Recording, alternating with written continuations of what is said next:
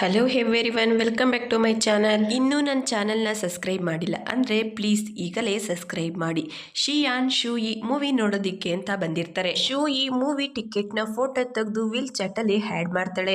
ಶಿಯಾನ್ ಆ ಪೋಸ್ಟ್ಗೆ ಕಾಂಪ್ಲಿಮೆಂಟ್ ಕೊಡ್ತಾನೆ. ಶೂಯಿ ಅದನ್ನು ನೋಡಿ ಅವಳಿಗೆ ಶಾಕ್ ಆಗುತ್ತೆ, ಒಂದ್ ಕಡೆ ಖುಷಿ ಕೂಡ ಆಗುತ್ತೆ. ಶಿಯಾನ್ ನನ್ನ ಪೋಸ್ಟ್ಗೆ ಕಾಂಪ್ಲಿಮೆಂಟ್ ಮಾಡಿದ್ದಾರೆ ಅಂತ. ಮತ್ತೊಂದ್ ಕಡೆ ಜಿಯು, ನನ್ನ ಅಂಕಲ್ ಇದೇ ಮೊದಲನೇ ಸಾರಿ ಒಬ್ರಿಗೆ ಕಾಂಪ್ಲಿಮೆಂಟ್ ಮಾಡಿರೋದು. ಅಂಕಲ್ ಶೂಯಿನ ಇಷ್ಟಪಡ್ತಿದ್ದಾರ. ಶೂಯಿ ಏನಾದ್ರೂ ಇವ್ರ ಜೊತೆ ಮೂವಿ ನೋಡೋದಿಕ್ ಹೋಗಿದಾರ, ನಾನೇ ಹೋಗಿ ತಿಳ್ಕೊತೀನಿ ಅಂತ ಹೇಳಿ ಇವರು ಮಾತ್ರ ಬರ್ತಾಳೆ. ರೂಮ್ ಲಾಕ್ ಆಗಿರುತ್ತೆ. ಹೊರ್ಗಡೆನೆ ನಿಂತ್ಕೊಂಡು ಈ ಸಮಯದಲ್ಲಿ ರೂಮ್ ಒಳಗಡೆ ಹೋಗೋದು ಸರಿನಾ ಅಂತ ಯೋಚನೆ ಮಾಡ್ತಾ ನಿಂತಿರ್ತಾಳೆ. ಇವ್ಗೆ ರಿಸೆಪ್ಷನಿಸ್ಟ್ ಇಂದ ಕಾಲ್ ಬರುತ್ತೆ, ನಿಮ್ ರೂಮ್ ಇಂದ ಆಚೆ ಯಾರೋ ನಿಂತಿದ್ದಾರೆ, ನಾವ್ ಅದನ್ನ ಕ್ಯಾಮ್ರಾದಲ್ಲಿ ನೋಡ್ದು, ನೀವು ಮಲ್ಕೊಳ್ಳೋದಿಕ್ಕಿಂತ ಮೊದ್ಲು ಡೋರಿನ ಲಾಕ್ ಮಾಡ್ಕೊಳ್ಳಿ ಅಂತ ಹೇಳ್ತಾರೆ. ಇವ್ ಬಾಗ್ಲತ್ರ ಬಂದು ಓಲಲ್ಲಿ ನೋಡ್ತಾರೆ. ಜಿಯು ಹೊರ್ಗಡೆ ನಿಂತಿರ್ತಾಳೆ. ಎದುರುಗಡೆ ರೂಮ್ ಇಂದ ಗುಹಾನ್ ಆಚೆ ಬರ್ತಿರ್ತಾರೆ. ಯು ಗುಹಾನ್ ನ ನೋಡಿ ಜಿಯು ಗುಹಾನ್ ನ ಮೀಟ್ ಮಾಡೋದಿಕ್ ಬಂದಿರ್ಬೇಕು ಅಂತ ತಿಳ್ಕೊಂಡು ವಾಪಸ್ ಹೋಗ್ತಾರೆ. ಗುಹಾನ್ ಜಿಯುನ ನೀನೇನ್ ಮಾಡ್ತಿದ್ಯಾ ಇಲ್ಲಿ ಅಂತ ಕೇಳ್ತಾರೆ. ಆಗ ಜಿಯು ಹೇಳ್ತಾಳೆ, ನನಗ್ ಸ್ವಲ್ಪ ಕೆಲಸ ಇತ್ತು, ಅದನ್ನ ಬಿಡು, ನೀನು ರೆಡಿಯಾಗಿ ಎಲ್ಲೋಗ್ತಿದ್ಯಾ ಅಂತ ಕೇಳ್ತಾಳೆ. ಆದ್ರೆ ಗುಹಾನ್ ಅವಳಿಗೆ ಏನನ್ನು ಹೇಳ್ದಲೆ ನೀನು ರೂಮ್ಗೆ ಹೋಗು ಅಂತ ಹೇಳಿ ಅಲ್ಲಿಂದ ಹೊರಟೋಗ್ತಾನೆ. ಶೂಯಿ ಮೂವಿ ನೋಡ್ತಿರ್ಬೇಕಾದ್ರೆ ಅದ್ರಲ್ಲೊಂದ್ ಸೀನ್ ಇರುತ್ತೆ. ಮೇಲ್ ಲೀಡ್ ಆಕ್ಟರ್ ಹೀರೋಯಿನ್ ಗೆ ಹೇಳ್ತಾರೆ, ನೀನು ನನ್ನ ಫೀಲಿಂಗ್ಸ್ ಗೆ ಮೋಸ ಮಾಡಿದ್ಯಾ ಅಂತ ಹೇಳಿ ಹೀರೋಯಿನ್ ನ ಅಲ್ಲೇ ಬಿಟ್ಟು ಹೊರಟೋಗ್ತಾರೆ. ಶೂಯಿ ಶಿಯಾನ್ ನ ನೋಡಿ ಯೋಚನೆ ಮಾಡ್ತಾಳೆ, ನಾನು ಶಿಯಾನ್ಗೆ ಸತ್ಯ ಹೇಳಿದ್ರೆ ಇವರು ಕೂಡ ನನ್ನನ್ನ ಬಿಟ್ಟು ಹೊರಟೋಗ್ತಾರ. ಆದ್ರೆ ಶಿಯಾನ್ ಮಾತ್ರ ತುಂಬಾನೇ ಇಂಟ್ರೆಸ್ಟ್ ಆಗಿ ಮೂವಿ ನೋಡ್ತಿರ್ತಾರೆ. ಮತ್ತೊಂದ್ ಕಡೆ ಬಾಯ್ ಗುಹಾನ್ ಜೊತೆ ಡಿನ್ನರ್ ಬಂದಿರ್ತಾರೆ. ಗುಹಾನ್ ಹೇಳ್ತಾನೆ, ನೀನ್ ನನ್ನನ್ನ ತುಂಬಾ ದಿವಸದಿಂದ ಬೇಕು ಅಂತಲೇ ಯಾಕೆ ಅವಾಯ್ಡ್ ಮಾಡ್ತಿದ್ಯಾ. ಆಗ ಬಾಯ್ ಹೇಳ್ತಾಳೆ, ನೀನು ಇಷ್ಟು ಚಿಕ್ಕ ವಿಷಯನೆಲ್ಲ ಯಾಕೆ ಸೀರಿಯಸ್ ಆಗಿ ತಗೊಂಡಿದ್ಯಾ. ಆಗ ಗುಹಾನ್ ಹೇಳ್ತಾನೆ, ಯಾಕಂದ್ರೆ ನನಗೆ ನಿನ್ ಬಗ್ಗೆ ಯೋಚನೆ, ನೀನು ಯಾವಾಗ ನನ್ನಿಂದ ದೂರ ಆದೋ ಆಗ್ಲೇ ನನಗೆ ಗೊತ್ತಾಗಿದ್ದು ನಾನು ನಿನ್ನ ಎಷ್ಟೊಂದು ಕೇರ್ ಮಾಡ್ತೀನಿ ಅಂತ. ನಾನು ನಮ್ ರಿಲೇಶನ್ಶಿಪ್ ನ ಸೀರಿಯಸ್ ಆಗಿ ತಗೋಬೇಕು ಅನ್ಕೊಂಡಿದೀನಿ, ಪ್ಲೀಸ್ ಮತ್ತೆ ನನ್ನನ್ನ ಅವಾಯ್ಡ್ ಮಾಡಬೇಡ. ಆಗ ಬಾಯ್ ಹೇಳ್ತಾಳೆ, ಸರಿ, ಆದ್ರೆ ನನ್ಗೆ ಇದ್ರ ಬಗ್ಗೆ ಯೋಚನೆ ಮಾಡೋದಕ್ಕೆ ಸ್ವಲ್ಪ ಸಮಯ ಬೇಕು. ಗುಹಾನ್ ಕೂಡ ಅವಳ ಮಾತಿಗೆ ಒಪ್ಕೋತಾನೆ. ಮತ್ತೊಂದ್ ಕಡೆ ಶೂಯಿ ಮೂವಿನ ನೋಡಿ ವಾಪಸ್ ಹೋಟೆಲ್ ಬರ್ತಿರ್ಬೇಕಾದ್ರೆ ಗುಹಾನ್ ಬಾಯ್ ಜೊತೆಲ್ ಬರ್ತಿರೋದನ್ನ ನೋಡಿ ಶಿಯಾನ್ ಕೈಯಿಂದ ಅವಳ ಕೈನ ಬಿಡಿಸ್ಕೊಳ್ಳೋದಿಕ್ಕೆ ನೋಡ್ತಾಳೆ. ಆದ್ರೆ ಶಿಯಾನ್ ಬಿಡೋದಿಲ್ಲ. ಬಾಯ್ ಶೂಯಿನ ನೋಡಿ ಮಾತಾಡಿಸ್ತಾಳೆ. ಆಗ ಶೂಯಿ ಶಿಯಾನ್ ಕೈಯಿಂದ ಅವಳ ಕೈನ ಬಿಡಿಸ್ಕೋತಾಳೆ. ಇವ್ರ 4 ಜನನು ಔಫರ್ಡ್ ಸಿಚುಯೇಷನ್ ಅಲ್ಲಿ ಒಬ್ರನ್ನ ಒಬ್ರು ನೋಡ್ತಿರ್ತಾರೆ. ಶೂಯಿ ಬಾಯ್ನ ಕೇಳ್ತಾಳೆ, ನೀವಿಬ್ರು ಇಲ್ಲೇನ್ ಮಾಡ್ತಿದ್ದೀರಾ. ಆಗ ಬಾಯ್ ಹೇಳ್ತಾಳೆ, ನಾನು ಈಗ ತಾನೇ ಗುಹಾನ್ ನ ಮೀಟ್ ಮಾಡಿದೆ. ಆಗ ಶೂಯಿ ಹೇಳ್ತಾಳೆ, ಏನ್ ಕೋ ಇನ್ಸಿಡೆನ್ಸ್, ನಾವು 4 ಜನನು ಒಂದೇ ಸಾರಿ ಮೀಟ್ ಮಾಡಿದೀವಿ. ಅದನ್ನ ಕೇಳಿಸ್ಕೊಂಡು ಶಿಯಾನ್ ಕೋಪದಿಂದ ಶೂಯಿನ ನೋಡ್ತಿರ್ತಾರೆ. ಆಗ ಗುಹಾನ್ ಶಿಯಾನ್ ಕರ್ಕೊಂಡು ಅಲ್ಲಿಂದ ಹೋಗ್ತಿರ್ಬೇಕಾದ್ರೆ ಶಿಯಾನ್ ಕೋಪದಿಂದ ಶೂಯಿನ ನೋಡ್ತಾ ಇದ್ರೆ ಶೋಯೆ ಮನಸ್ಸಿನಲ್ಲಿ ಶಿಯಾನ್ ಯಾವತ್ತೂ ಕೂಡ ಇಷ್ಟು ಕೋಪ ಮಾಡ್ಕೊಂಡಿರೋದನ್ನ ನಾನು ನೋಡೇ ಇಲ್ಲ ಅಂತ ಯೋಚನೆ ಮಾಡ್ತಾಳೆ. ಮತ್ತೊಂದ್ ಕಡೆ ಜಿಯು ಯುಗೆ ಮೆಸೇಜ್ ಮಾಡಿ ಕೇಳ್ತಾಳೆ, ನಾವು ನಾಳೆ ಮೂವಿ ನೋಡೋದಿಕ್ಕೆ ಹೋಗೋಣ.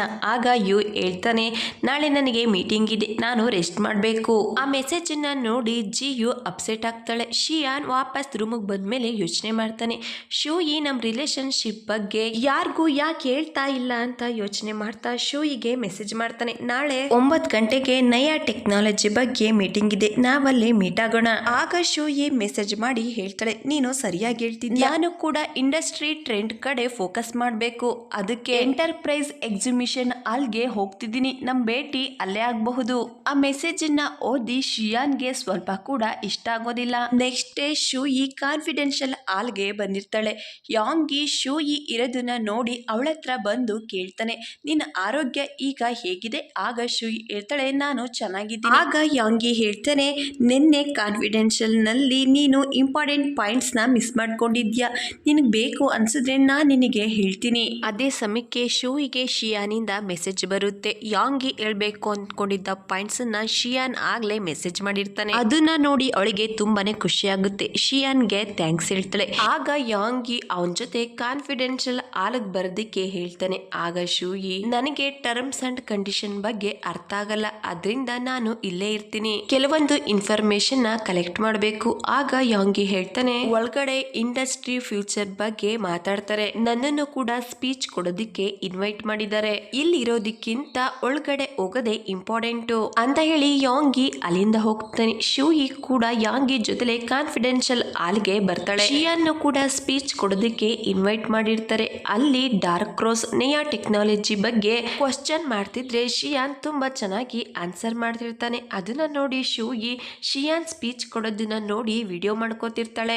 ಕಾನ್ಫಿಡೆನ್ಷಿಯಲ್ ಮುಗಿದ್ಮೇಲೆ ಯು ಹೊರ್ಗಡೆ ಬರ್ತಾರೆ. ಅಲ್ಲಿಗೆ ಜಿಯು ಕೂಡ ಬಂದಿರ್ತಾಳೆ. ಯುನ ನೋಡ್ತಿದ್ದಾಗೆ ಅವನ ಹತ್ರ ಬರೋದಿಕ್ಕೆ ಅಂತ ಹೋಗ್ತಾಳೆ. ಎದುರುಗಡೆಯಿಂದ ಬಂದ ವ್ಯಕ್ತಿ ಜಿಯುಗೆ ಗುದ್ಬಿಡ್ತಾರೆ. ಅವಳು ಬೀಳೋದಿಕ್ಕೆ ಅಂತ ಹೋಗ್ತಾಳೆ. ಅಷ್ಟರಲ್ಲಿ ಪ್ರೊಫೆಸರ್ ಯು ಅವಳನ್ನ ಇಟ್ಕೋತಾರೆ. ಜಿಯು ಯುನ ಕೇಳ್ತಾಳೆ, ನಿಮ್ಗೆ ಬೇರೆ ಪ್ಲಾನ್ ಏನಾದ್ರೂ ಇದ್ಯಾ? ಆಗ ಯು ಇಲ್ಲ ಅಂತ ಹೇಳ್ತಾನೆ. ಆಗ ಜಿಯು ಹೇಳ್ತಾಳೆ, ಆಗಿದ್ರೆ ನಾವಿಬ್ರು ಜೊತೆಲಿ ಲಂಚಿಗೆ ಹೋಗೋಣ. ಯು ಕೂಡ ಒಪ್ಕೋತಾನೆ. ಇಬ್ರು ಕೂಡ ಅಲ್ಲಿಂದ ಹೋಗ್ತಾರೆ. ಕಾನ್ಫಿಡೆನ್ಷಿಯಲ್ ಮುಗಿದ್ಮೇಲೆ ಶಿಯಾನ್ ಶೂಯಿ ಹತ್ರ ಬಂದು ನಾವಿಬ್ರು ಲಂಚಿಗೆ ಹೋಗೋಣ ಅಂತ ಹೇಳಿ ಜೊತೆಲಿ ಹೋಗ್ತಿರ್ಬೇಕಾದ್ರೆ ಯಾಂಗಿ ಶೂಯಿನ ತಡೆದು ಕೇಳ್ತಾನೆ, ಶಿಯಾನ್ ನಿಮ್ ಬಾಯ್ ಫ್ರೆಂಡಾ? ಆಗ ಶೂಯಿ ಹೌದು ಅಂತ ಹೇಳ್ತಾಳೆ. ಆಗ ಯಾಂಗಿ ಹೇಳ್ತಾನೆ, ಶೂಯಿ ಬಗ್ಗೆ ನನಗ್ ಚೆನ್ನಾಗ್ ಗೊತ್ತು, ನಾನ್ ಅವಳನ್ನ ಅಪ್ರೋಚ್ ಮಾಡ್ತಿದ್ದೀನಿ. ಅವ್ನ ಮಾತ್ ಕೇಳಿ ಶೂಯಿ ಏನ್ ಮಾತಾಡ್ತಿದ್ಯಾ, ಸಾಕು ಸುಮ್ನೆ ಇರು. ಆಗ ಯಾಂಗಿ ಹೇಳ್ತಾನೆ, ನಿನ್ಗೇನನ್ಸುತ್ತೆ, ನಾನ್ ನಿನ್ ಜೊತೆ ತಮಾಷೆ ಮಾಡ್ತಿದ್ದೀನಿ ಅಂತ ತಿಳ್ಕೊಂಡಿದ್ಯಾ? ಶಿಯಾನ್, ಕಾಂಪಿಟೇಷನ್ ಇರೋದು ಪ್ರೀತಿಲಾಗ್ಲಿ ಅಥವಾ ಬಿಸ್ನೆಸ್ ನಲ್ಲಾಗ್ಲಿ ಗೆಲ್ಲದು ನಾನೇ. ಶಿಯಾನ್ ಅವನ್ ಮಾತ್ ಕೇಳಿ ನಗ್ತಾ ಹೇಳ್ತಾನೆ, ಡಾರ್ಕ್ ರೋಸ್ ನಿಯಾ ಟೆಕ್ನಾಲಜಿ ಜೊತೆಲಿ ಕೆಲಸ ಮಾಡ್ತಿದೆ, ನಾನ್ ಆಗ್ಲೇ ಗೆದ್ದಾಗಿದೆ ಅಂತ ಹೇಳಿ ಶೂಯಿ ಕೈನ ಇಟ್ಕೊಂಡು ಯಾರನ್ನ ಚಾಯ್ಸ್ ಮಾಡ್ಬೇಕು ಅನ್ನೋ ಹಕ್ಕು ಶೂಯಿಗಿದೆ. ಆಗ ಶೂಯಿ ಶಿಯಾನ್ ನೋಡ್ತಾ ಸ್ಮೈಲ್ ಮಾಡ್ತಾಳೆ. ಇಬ್ರು ಕೂಡ ಜೊತೆಲಿ ಅಲ್ಲಿಂದ ಹೋಗ್ತಾರೆ. ಮತ್ತೊಂದ್ ಕಡೆ ಜಿಯು ಪ್ರೊಫೆಸರ್ ಯು ಇಬ್ರು ಕೂಡ ಲಂಚ್ ಮಾಡೋದಿಕ್ಕೆ ಅಂತ ಬಂದಿರ್ತಾರೆ. ಆಗ ಜಿಯು ಹೇಳ್ತಾಳೆ, ಫೈನಲಿ ನಾವಿಬ್ರು ಲಂಚ್ ಮಾಡೋದಿಕ್ಕೆ ಬಂದಿದೀವಿ. ಆಗ ಪ್ರೊಫೆಸರ್ ಯು ಕೇಳ್ತಾರೆ, ನನ್ ಜೊತೆ ಲಂಚ್ ಮಾಡೋದಕ್ಕೆ ನಿನ್ಗೆ ಯಾಕೆ ಇಷ್ಟೊಂದು ಎಕ್ಸೈಟ್ಮೆಂಟ್? ಆಗ ಜಿಯು ಹೇಳ್ತಾಳೆ, ನೀವು ನನಗೆ ತುಂಬಾ ಸಾರಿ ಸಹಾಯ ಮಾಡಿದ್ದೀರಾ. ಆಗ ಪ್ರೊಫೆಸರ್ ಯು ಹೇಳ್ತಾರೆ, ನೀ ನನ್ ಸ್ಟೂಡೆಂಟು, ನಿನ್ಗೆ ಸಹಾಯ ಮಾಡೋದು ನನ್ನ ಕರ್ತವ್ಯ. ಮತ್ತೊಂದ್ ಕಡೆ ಶೂಯಿ ಶಿಯಾನ್ ಕೂಡ ಲಂಚ್ಗೆ ಬಂದಿರ್ತಾರೆ. ಶೂಯಿ ಶಿಯಾನ್ ನೋಡ್ತಾ ಕೂತಿರ್ತಾಳೆ. ಆಗ ಅವನು ಕೇಳ್ತಾನೆ, ನಿನ್ಗೇನಾಯ್ತು, ಯಾಕೆ ಈಗ ನೋಡ್ತಿದ್ಯಾ? ಆಗ ಶೂಯಿ ಹೇಳ್ತಾಳೆ, ನಾನು ತುಂಬಾ ಖುಷಿಯಾಗಿದ್ದೀನಿ. ಆಗ ಶಿಯಾನ್ ಹೇಳ್ತಾನೆ, ನನ್ನ ವಿರುದ್ಧ ತುಂಬಾನೇ ರೂಮರ್ಸ್ ಸ್ಪ್ರೆಡ್ ಆಗಿತ್ತು, ನನ್ಗೆ ಸೋಲೋದಿಕ್ಕೆ ಇಷ್ಟ ಇಲ್ಲ, ನಾನೇನಾದ್ರೂ ಸೋತ್ರೆ ನೀನು ನನ್ ಜೊತೆ ಇರ್ತೀಯ? ಆಗ ಶೂಯಿ ಹೇಳ್ತಾಳೆ, ನಾನು ನಿನ್ ಜೊತೆ ಇದ್ದೀನಿ, ಯಾವಾಗ್ಲೂ ನಿನ್ ಜೊತೆಲೇ ಇರ್ತೀನಿ, ಗೆಲ್ಲೋದು ಸಾಮಾನ್ಯ, ಆದ್ರೆ ಸೋತ್ರೆ ಅದನ್ನು ಕೂಡ ನಾವು ಒಪ್ಕೋಬೇಕಾಗುತ್ತೆ, ಅದೇನೇ ಆಗ್ಲಿ ನಾನ್ ನಿನ್ ಜೊತೆ ಇದ್ದು ಫೇಸ್ ಮಾಡ್ತೀನಿ ಅಂತ ಹೇಳ್ತಾಳೆ. ಇಬ್ರು ಕೂಡ ಒಬ್ರು ಮುಖನ ಒಬ್ರು ನೋಡ್ತಾ ಸ್ಮೈಲ್ ಮಾಡ್ತಾರೆ. ಮತ್ತೊಂದ್ ಕಡೆ ಬಾಯ್ ವಾಪಸ್ ಹೋಗ್ತಿರ್ಬೇಕಾದ್ರೆ ಗುಹಾನ್ ಅವಳ ಜೊತೆ ಮಾತಾಡೋದಿಕ್ಕೆ ಅಂತ ಬರ್ತಾನೆ. ಆದ್ರವಳು ಗುಹಾನ್ಗೆ ಬಾಯ್ ಅಂತ ಹೇಳಿ ಕಾರ್ ಒಳಗಡೆ ಕೂತ್ಕೊಂಡು ಅವನ ಜೊತೆ ಏನನ್ನೋ ಹೇಳ್ಬೇಕು ಅಂತ ಹೋಗ್ತಾನೆ. ಅಷ್ಟರಲ್ಲಿ ಅಲ್ಲಿಗೆ ಜಿಯು ಬರ್ತಾಳೆ. ಅವಳನ್ನ ನೋಡ್ತಿದ್ದಾಗೆ ಬಾಯ್ ಅಲ್ಲಿಂದ ಹೊರಟೋಗ್ತಾಳೆ. ಜಿಯು ಗುಹಾನ್ನ ಕೇಳ್ತಾಳೆ, ನೀವು ಇಲ್ಲೇನ್ ಮಾಡ್ತಿದ್ದೀರಾ? ಆದ್ರೆ ಗುಹಾನ್ ಅವಳ ಪ್ರಶ್ನೆಗೆ ಉತ್ತರ ಕೊಡ್ತಲೇ ಅಲ್ಲಿಂದ ಹೊರಟೋಗ್ತಾನೆ. ಮತ್ತೊಂದ್ ಕಡೆ ಶೂಯಿ ಶಿಯಾನ್ ಕೂಡ ಕಾರಲ್ಲಿ ಬರ್ತಾರೆ. ಶಿಯಾನ್ ಅವ್ರ ಕಂಪ್ನಿ ಎಕ್ಸಿಕ್ಯೂಟಿವ್ ಜೊತೆ ಮೀಟಿಂಗ್ ಮಾಡ್ತಿರ್ತಾರೆ. ಫೋರಿಮುಲೇಷನ್ ಅನ್ನೋ ಕಂಪ್ನಿ ಬಗ್ಗೆ ಮಾತಾಡ್ತಿರ್ತಾನೆ. ಅಲ್ಲೇ ಇದ್ದ ಮತ್ತೊಬ್ಬ ಎಕ್ಸಿಕ್ಯೂಟಿವ್ ಶಿಯಾನ್ ಮಾತ್ಗೆ ಒಪ್ಕೊಂಡು ಹೇಳ್ತಾರೆ, ಈ ಕಂಪ್ನಿಲಿ ನಾವು ಕೆಲಸ ಮಾಡಿದ್ರೆ ತುಂಬಾನೇ ಅಮೌಂಟ್ ನ ಗಳಿಸಬಹುದು, ಯಾಕಂದ್ರೆ ಇಲ್ಲಿನ ರಿಸರ್ಚ್ ಆಸ್ ಎ ಬ್ಲೂ ಕಂಪ್ನಿಗಿಂತ ತುಂಬಾ ಚೆನ್ನಾಗಿದೆ. ಮೀಟಿಂಗ್ ಮುಗಿದ್ಮೇಲೆ ಶಿಯಾನ್ ಅವನ ಅಸಿಸ್ಟೆಂಟ್ ಗೆ ಹೇಳ್ತಾನೆ, ನ್ಯೂ ಇಯರ್ ಹತ್ರ ಬರ್ತಿದೆ, ನ್ಯೂ ಇಯರ್ ಗಿಫ್ಟ್ ನ ಚಾಂಗ್ ಕಾಂಗ್ ಗೆ ಕಳಿಸಿ. ಮತ್ತೊಂದ್ ಕಡೆ ಶೂಯಿಗೆ ಶಿಯಾನ್ ಮೆಸೇಜ್ ಮಾಡ್ತಾನೆ, ಅವನ ಜೊತೆ ಡಿನ್ನರ್ ಮಾಡೋದಿಕ್ಕೆ ಇನ್ವೈಟ್ ಮಾಡ್ತಾನೆ. ಆದ್ರೆ ಶೂಯಿ ಆ ಮೆಸೇಜ್ಗೆ ರಿಪ್ಲೈ ಮಾಡ್ದಲೆ ಸುಮ್ನೆ ಕೂತ್ಕೋತಾಳೆ. ಕಂಪ್ನಿಯಿಂದ ಎಲ್ರು ಕೂಡ ಕೆಲಸ ಮುಗಿಸಿ ಅವ್ರ ಮನೆಗೆ ವಾಪಸ್ ಹೋದ್ರು ಕೂಡ ಶೂಯಿ ಕಂಪ್ನಿಲೇ ಕೂತ್ಕೊಂಡು ಶಿಯಾನ್ ಮಾಡಿರೋ ಮೆಸೇಜ್ ಅನ್ನ ನೋಡ್ತಾ ಅವನಿಗೂ ಕೂಡ ಇವಳು ರಿಪ್ಲೈ ಮಾಡ್ತಾಳೆ, ನಾನು ಆಫೀಸಲ್ಲಿ ಓವರ್ ಟೈಮ್ ಕೆಲಸ ಮಾಡ್ತಿದ್ದೀನಿ, ಯಾವಾಗ ಕೆಲಸ ಮುಗೀತೋ ಗೊತ್ತಿಲ್ಲ. ಶಿಯಾನ್ ಶೂಯಿ ಕಂಪ್ನಿ ಹತ್ರ ಬಂದು ಕಾರಲ್ಲಿ ಕೂತ್ಕೊಂಡು ಅವಳು ಮಾಡಿರೋ ಮೆಸೇಜ್ ನ ಕೇಳಿಸ್ಕೊತಾನೆ. ಮತ್ತೊಂದ್ ಕಡೆ ಶೂಯಿಗೆ ಬಾಯಿಂದ ಕಾಲ್ ಬರುತ್ತೆ. ಅವಳಿಗೆ ಹೇಳ್ತಾಳೆ, ಇವತ್ ನಾನು ಶಿಯಾನ್ ಜೊತೆ ಡಿನ್ನರ್ಗೆ ಹೋಗ್ಬೇಕಿತ್ತು, ಆದ್ರೆ ನನಗೆ ಭಯ ಆಗ್ತಿದೆ, ಶಿಯಾನ್ ಫೀಲಿಂಗ್ಸ್ ನಾನು ಅರ್ಟ್ ಮಾಡ್ತಿದ್ದೀನಿ ಅಂತ.